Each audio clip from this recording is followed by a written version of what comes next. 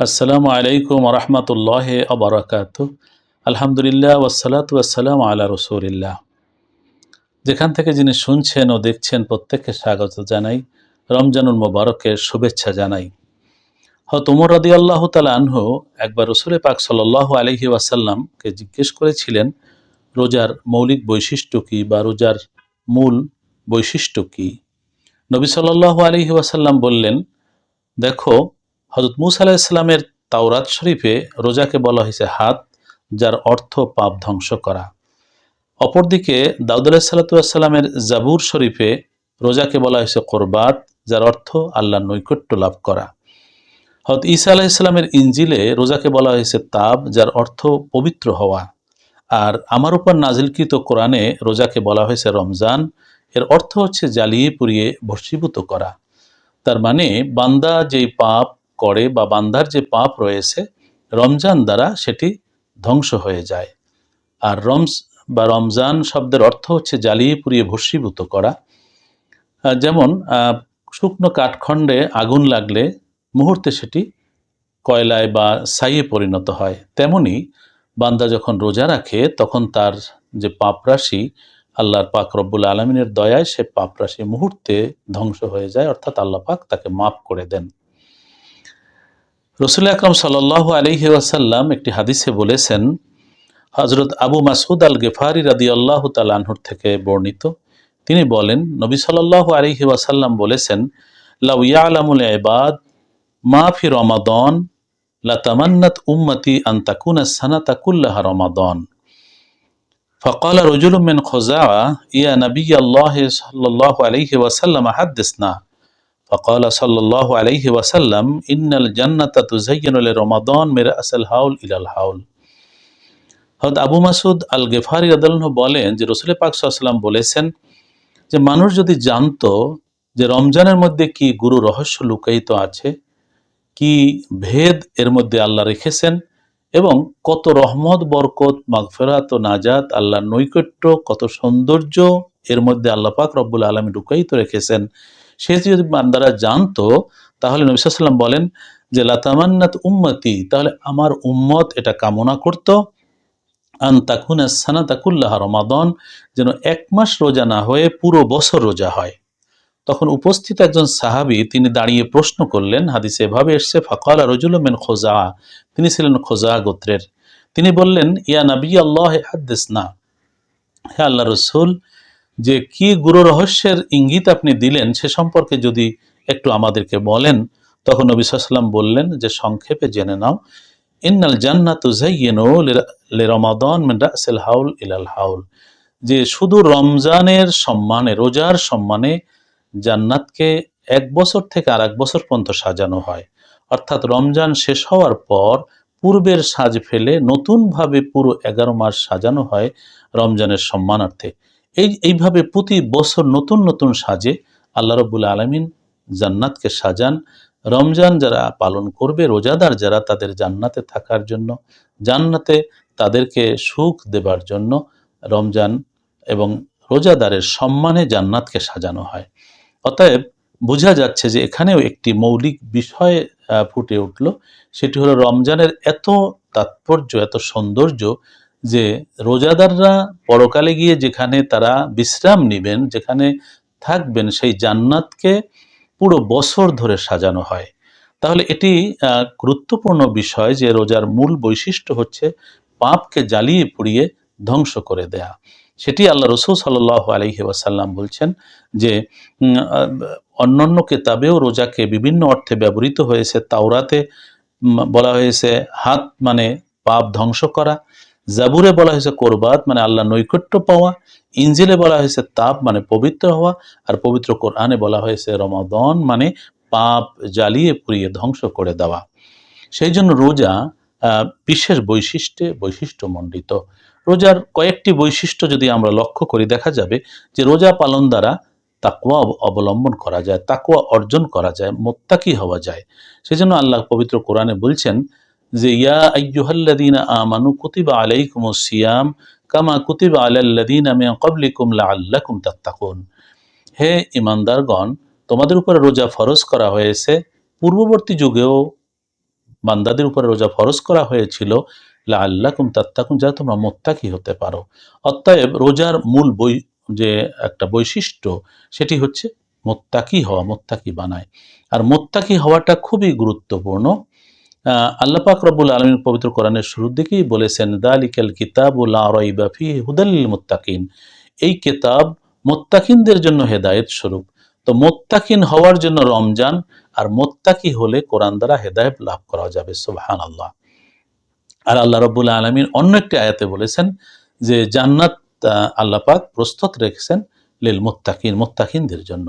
অর্থাৎ মুত্তাকি হওয়াটা একজন ইমানদারের জন্য সবচেয়ে গুরুত্বপূর্ণ বিষয়, আর এটি অর্জিত হওয়া সম্ভব রমজান পালনের মাধ্যমে। রোজার আরেকটি বৈশিষ্ট্য হচ্ছে সময়ানুবর্তিতা। সময়কে যথাযথভাবে কাজে লাগানো রোজার একটি অন্যতম মৌলিক বৈশিষ্ট্য।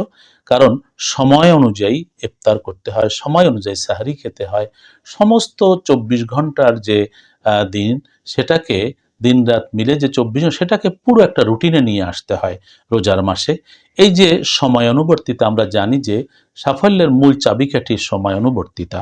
সেজন্য রমজান কিন্তু মানুষকে এই সময়ানুবর্তিতা শিখায়। রোজার পরে আমরা আবার এলোমেলো হয়ে যাই, এমনটা মোটেই ঠিক নয়। সময় মতন 5 ওয়াক্ত নামাজ, তারাবিহের নামাজ, ইফতার, সাহারি সমস্ত কিছুই কিন্তু আমরা সময় মতন করে থাকি, এবং পুরো 24 ঘন্টা একটা শৃঙ্খলায় এসে যায়। কখন আমরা ঘুমাবো, উঠে সাহরি খাবো, আবার একটু ফজরের নামাজ পড়ে বিশ্রাম নিব, এরপরে কাজে যাব, আবার কখন সেই জোহর নামাজ জামাতের সাথে পড়বার চেষ্টা, আসর, মাগরিব, তার আগে কখন ইফতারি, আবার মাগরিবের পর বেশি সময় বিশ্রাম নয়, এশা, তারপরে দীর্ঘ তারাবি, আবার আমরা বিশ্রামে যাব, আবার ভোর রাতে। এইভাবে পুরো জীবনটা একটি শৃঙ্খলায় চলে আসে। সেই জন্য এটি রোজার একটি গুরুত্বপূর্ণ বৈশিষ্ট্য। রমজানের আরেকটি বৈশিষ্ট্য সত্যনিষ্ঠ হওয়া। রমজান এমন একটি বিষয় যে সেটি দেখা যায় না। যদি কেউ খেয়ে বলে যে আমি রোজা রেখেছি, কিন্তু এটা প্রুফ করার বিষয় না, এবং সত্যি সত্যি সে কিন্তু খায় না। যখন ঘরে একা থাকে, কেউ দেখবে না, তারপরেও খায় না। কারণ হলো সে তখন নিজে একেবারে তার বিশ্বাস এবং তার মুখ জবান এক হয়ে যায়। এই যে সত্যনিষ্ঠ হওয়া, আমরা মনে থাকে এক কথা, কিন্তু আমরা বলি আর এক কথা। সত্য প্রকাশ করা যায় না, করা হয় না, এটি খুব অন্যায়। কিন্তু রমজানুল মোবারক এমন একটি আমল যেটি বান্দাকে সত্যনিষ্ঠ, কারণ আল্লাহ পাক রব্বুল আলামিন দেখছেন, এই বিশ্বাস তার মধ্যে দৃঢ় হয়। কোনো মানুষকে সে তখন ভয় করে না, ভয় করে একমাত্র আল্লাহকে। তো সেজন্যই এই যে আল্লাহ ভীতির একটি বিষয়, আল্লাহ দেখেন, আল্লাহ শোনেন, আল্লাহ জানেন। আল্লাহ পাক রব্বুল আলামিন সব সময় বান্দাকে দেখেন, শোনেন, জানেন। অতএব আল্লাহকে কোনরূপ ফাঁকি দেওয়ার কোনো সুযোগ নেই। শুধু বাহ্যিক কর্ম নয়, ইয়ালামু খাইনাতাল আ'য়ুনি ওয়া মা তুখফিস সুদূর, আমাদের চোখের গোপন পলক এবং অন্তরের লুকায়িত কথাও তিনি জানেন। সেই জন্য অন্তরে এক, মুখে আর এক মুনাফিকের লক্ষণ। এই রমজান সত্যনিষ্ঠ হতে বান্দাকে উৎসাহ দেয়। রমজান মাস আরেকটি বৈশিষ্ট্য, সেটি হচ্ছে ধৈর্য শেখায়। রমজানুল মোবারক পালন করা ধৈর্য ছাড়া সম্ভব না। এই জন্য আল্লাহ রসুল বলছেন যে রোজার মাস ধৈর্যের মাস। আর রোজার যে ধৈর্য, এই ধৈর্য সম্পর্কে আল্লাহ রসুল বলছেন যে ও সওয়াবুল জান্নাহ, ধৈর্যের স্বভাব হচ্ছে সরাসরি জান্নাত লাভ। ধৈর্য ছাড়া রমজান পালন সম্ভব নয়। আর ধৈর্যের যদি অনুশীলন হয়, বান্দা জীবনে সফল হবেই। সব কিছুর সফলতা নির্ভর করে ধৈর্যের উপরে। ধৈর্যহীন হলেই ক্ষতি। তো সেজন্যই এটি রমজান একটা বড় বৈশিষ্ট্য। আরেকটি বৈশিষ্ট্য হচ্ছে সমবেদনা। নবী সাল্লাল্লাহু আলাইহি ওয়াসাল্লাম বলছেন রমজান হচ্ছে শাহরুল মুআসাত, সমবেদনার মাস। বান্দার দুঃখ কষ্ট সমস্যায় এটি নিজে উপলব্ধি করে তার দুঃখ কষ্ট সমস্যা দূর করার জন্য আপ্রাণ চেষ্টা করা, এটি রমজানের একটা মৌলিক বৈশিষ্ট্য। এই জন্য আল্লাহ রসুল সাল্লাল্লাহু আলাইহি ওয়াসাল্লাম বলছেন একজন রোজাদার সমবেথী হবে, তার মধ্যে সমবেদনা জাগ্রত হবে। এই জন্যই বলা হয়েছে রমজান হচ্ছে সমবেদনার মাস। যারা সারা বছর খাবার কষ্ট পায়, যাদের রমজান মাসে রোজা পালন করেন যারা, তাদের অনেক থাকলেও, হালাল খাবার অনেক বিপুল পরিমাণ থাকলেও রোজার সময় তারা পুরোপুরি মানে রোজা পালন করবার জন্য সবে সাদেক সূর্যাস্ত পর্যন্ত তারা না খেয়ে থাকেন। তখন বোঝা যায় যে আসলে যারা নিত্য না খেয়ে থাকে তাদের কষ্টটা কেমন। অতএব রমজানুল মুবারক এটি সমবেদনার মাস। সৃষ্টির সেবার একটি উৎসাহ লাভ করা যায় রমজানের মাধ্যমে। সৃষ্টির সেবা আসলে আল্লাহ রাব্বুল আলামিনের নির্দেশ, সেটি হলো আল্লাহর হক পালন করা, পাশাপাশি সৃষ্টির হক পালন করা। শুধুমাত্র আল্লাহর হক পালন সেটি নয়, আল্লাহ বলছেন যে সৃষ্টির হকও পালন করতে হবে। আল্লাহর হক তিনি ক্ষমা করবেন বলছেন, ক্ষমা করতে পারেন, কিন্তু বলছেন সৃষ্টির হক যদি আদায় না করো, তারা ক্ষমা না করলে আল্লাহও ক্ষমা করবেন না। আমাদের উপর অনেকের হক আছে, যেমন হক আছে আপনজনদের, আমাদের পিতামাতার হক আছে, আমাদের স্বামী স্ত্রী সন্তান আত্মীয় স্বজন পাড়াপড়শি দেশবাসী, একজন মানুষেরও হক আছে।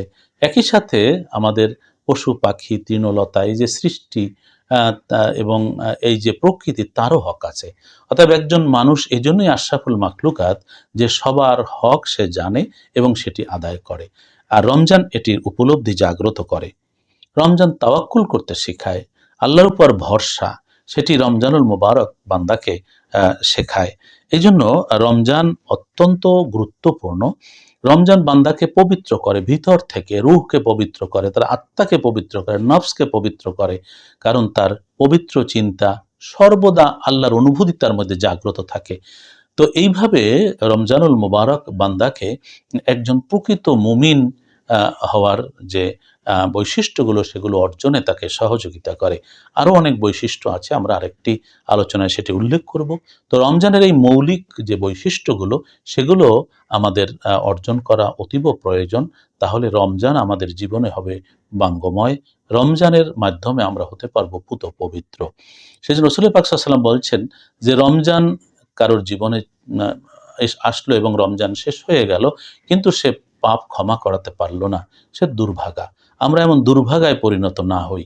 আল্লাহ পাক রব্বুল ইজ্জত আমাদের তৌফিক দিন, যেন রমজানের বৈশিষ্ট্য অর্জন করে প্রকৃত মুমিন হতে পারি, আল্লাহর প্রিয় পাত্র হতে পারি, রসুলের প্রিয় উম্মত হতে পারি। আল্লাহ আমাদেরকে সেই তৌফিক দান করুন, আমিন। ভালো থাকুন, নিরাপদে থাকুন। আসসালামু আলাইকুম রহমতুল্লাহ ওয়া বারাকাতুহু।